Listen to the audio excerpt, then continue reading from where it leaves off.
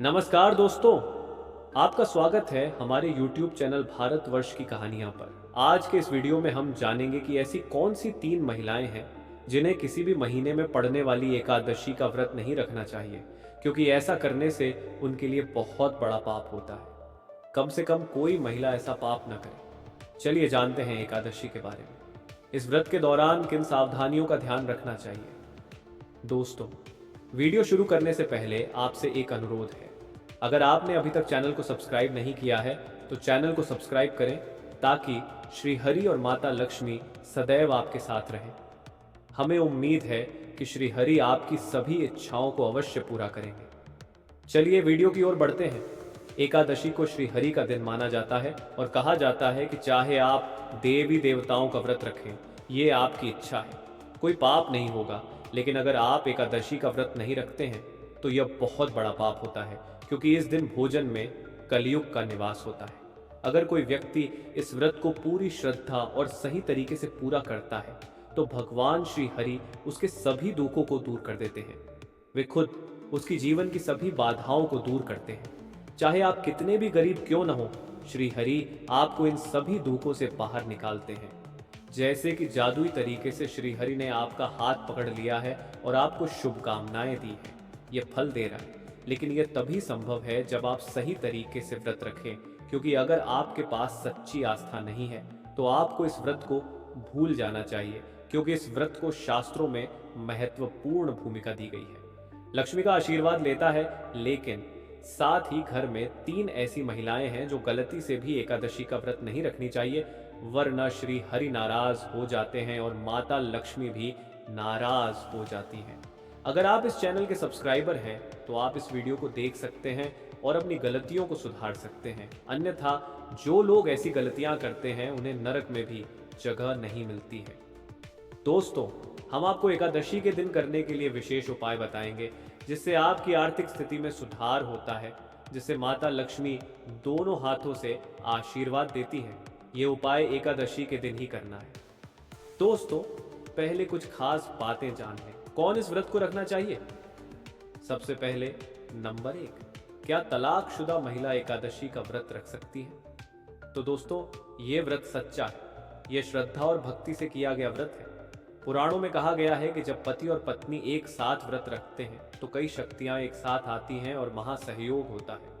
पुराणों में कहा गया है कि अगर किसी कारण से पति पत्नी अलग हो जाते हैं और ऐसी स्थिति में अगर आप अपने पति से अलग होकर एकादशी का व्रत रखती हैं तो इसे दूसरों का अपमान माना जाता है, क्योंकि यह व्रत भक्ति दिखाता है। खासकर जब पति और पत्नी एकादशी का व्रत रखते हैं तो दोनों को श्री हरि और माता लक्ष्मी के रूप में माना जाता है और पत्नी को माँ लक्ष्मी के रूप में माना जाता है। दोस्तों, ऐसी स्थिति में अगर आप अपने पति से अलग होकर एकादशी का व्रत रखती है तो इसे बहुत बड़ा पाप माना जाता है। श्री हरि नाराज हो जाते हैं और आपका व्रत टूट जाता है। इसलिए तलाकशुदा महिला को कभी भी एकादशी का व्रत नहीं रखना चाहिए। आपको व्रत तभी रखना चाहिए जब आप अपने पति के साथ प्यार से रह रही हो।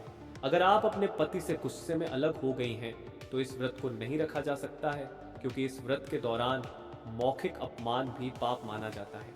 जो भी एकादशी पर अपशब्द कहता है उसे कुत्ते, गधे या सांप का जीवन मिलता है। दोस्तों, अगर आप दोनों मन से एकादशी का व्रत रखते हैं तो इसे बहुत शुभ कार्य माना जाता है। दूसरी बात यह है कि जब पति और पत्नी गुस्से में अलग हो जाते हैं तो व्रत रखना अलग बात है, इसे शुभ नहीं माना जाता है। श्री हरि नाराज हो जाते हैं अगर आप ऐसा व्रत रखते हैं। दोनों पति पत्नी का खुश होना जरूरी है। मान लें कि पत्नी घर में अकेली है। अगर पति बाहर हैं तो ऐसी स्थिति में पत्नी को एकादशी का व्रत रखना चाहिए। व्रत को वैध स्थिति में भी रखा जाता है। दोस्तों, नंबर 2, क्या हम मासिक धर्म के दौरान एकादशी का व्रत रख सकते हैं? देखिए, वैदिक परंपराओं के अनुसार महिलाओं को मासिक धर्म के दिनों में धार्मिक गतिविधियों से दूर रहना चाहिए। इन दिनों महिलाओं को मंदिर जाने की अनुमति भी नहीं होती है। साथ ही पूजा सामग्री और मूर्ति को छूना भी अशुभ माना जाता है। इसलिए हाँ दोस्तों, मासिक धर्म के दौरान पूजा करना महिलाओं के लिए निषिद्ध है। लेकिन अगर किसी महिला को व्रत के दौरान मासिक धर्म हो जाता है तो व्रत तोड़ने की जरूरत नहीं है। आपको दूसरों से दूरी बनाए रखनी चाहिए और सभी नियमों का पालन करना चाहिए।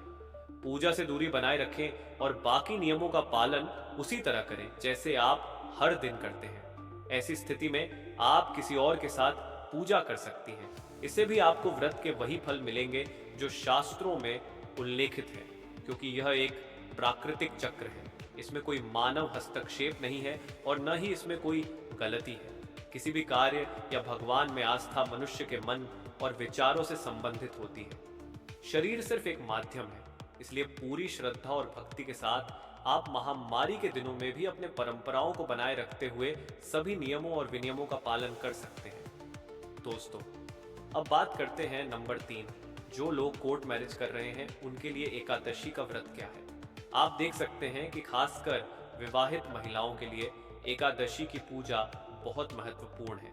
एकादशी का व्रत पूरी तरह से करने से वैवाहिक जीवन, संतान की समृद्धि, धन, मोक्ष सब कुछ प्राप्त होता है और पति पत्नी को 7 जन्मों के लिए लंबी आयु मिलती है। लेकिन क्या आप जानते हैं कि अगर आपने हिंदू रीति रिवाजों का पालन नहीं किया है तो आप पवित्र एकादशी का व्रत भूल कर भी नहीं रख सकते हैं। इसकी कथा सुनना भी आपके लिए पाप जैसा है। इस अवस्था में आप एकादशी का व्रत नहीं रख सकते।